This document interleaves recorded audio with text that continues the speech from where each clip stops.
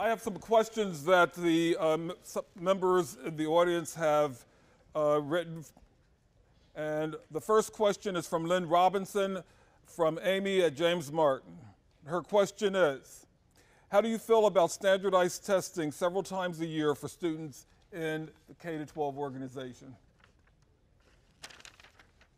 I feel that a student that doesn't have a book, doesn't have the resources, doesn't have the support, it is a cruel trick to provide a test. There's been a lot made of testing, and testing is important. That's the world standard. But in order to compete on the world standard, we have to provide world standard resources. And all of us have to be honest about that. I don't care whether you're Democrat, Republican, whether you're in rural Pennsylvania or in city. We have to be clear that we have not funded the resources to be supportive of students so they can be tested. Now, once we've done that, then I think it's appropriate to talk about testing. And by the way, not testing for the sake of testing. I mean, we were tested so we would have critical skill development so that we can be cognitive in our nature, make decisions, and be discerning. All those things go into learning. Some of that is testing. More importantly, that's interacting with teachers, and I believe that that's the most appropriate standard. Thank you. The next question is from Glenn McCarthy, a teacher at Ben Franklin High School, and the question is, how do we make sure all Philadelphia's children receive full and fair funding? Weighted. Full, fair, weighted funding. I'm I guess the only person running who's sitting in the middle of the debate as we have it in Harrisburg. And I have some responsibility to make sure that by the time we get out of this budget season, we have a full, weighted funding formula so that places that have poverty, and by the way, it's not just cities. If we think that they're going to feel sorry for Philadelphia County, I think everybody knows that they really don't care about Philadelphia County. But they do concern themselves with Pittsburgh, Erie, York, central Pennsylvania, other places of Pennsylvania, rural Pennsylvania, which are, frankly, sometimes poorer than parts of Philadelphia. If we combine our efforts in rural and other parts of Pennsylvania that are similar to us, I think we will get that funding formula. I think it will be weighted towards poverty, and I think if that's the case, we will get more than enough of our fair share of money to support our system adequately.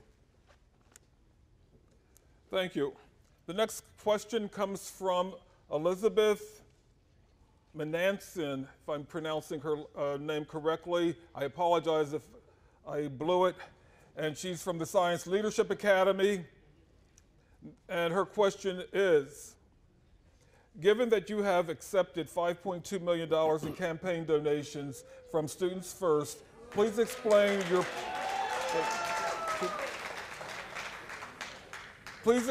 your position with regard to their political agenda. Well, before I accepted their, what was the number? 5.2. Okay. Before I accepted their 5.2, I accepted money from the PFT. Well, you're right. It wasn't 5.4 million. You're right. Exactly right.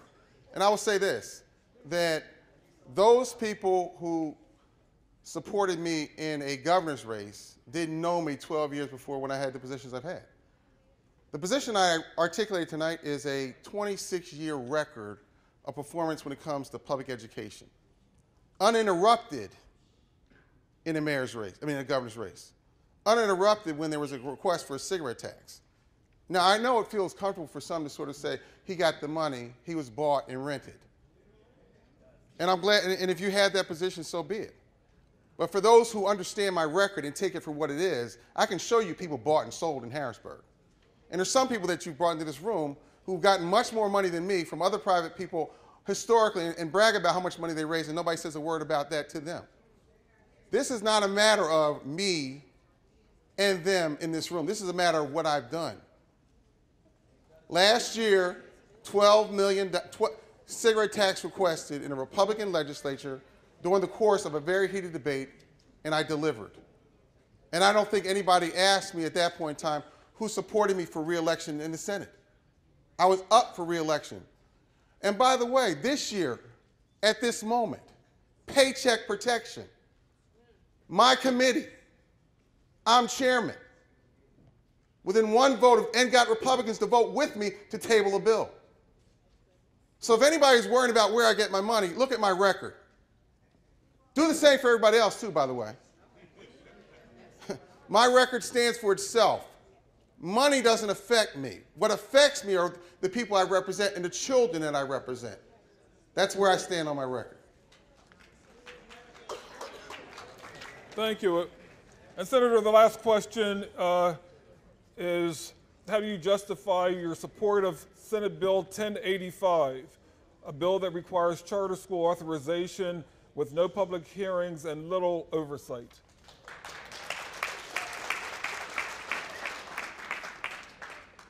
The charter school bill, the governance bill, which has a whole bunch of convoluted information in it, has never gotten to the point of where any of us are satisfied with it.